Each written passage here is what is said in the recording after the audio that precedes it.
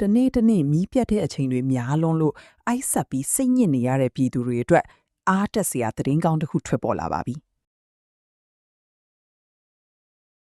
ပြီးခဲ့တဲ့ဧပြီလ29ရက်နေ့ကစပြီးအမျိုးသားတအားကွန်ရက် National Grid ထဲကိုနေရောင်ခြည်စွမ်းအင်သုံးလျှပ်စစ်တအား80 MW ထပ်မံဖြည့်တင်းပေးလိုက်ပြီးဖြစ်ပါတယ်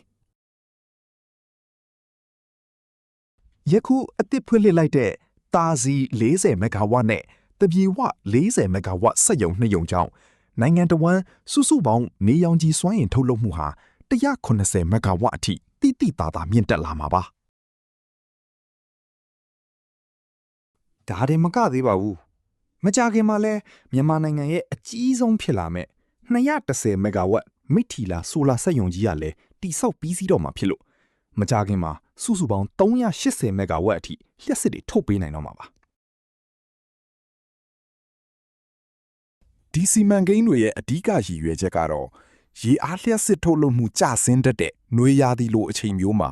နေရောင်ခြည်စွမ်းအင်နဲ့အစားထိုးပြီးမီးပြတ်ချိန်တွေတိတိတသာလျော့နီးသွားစေဖို့ပဲဖြစ်ပါတယ်ဒါကြောင့်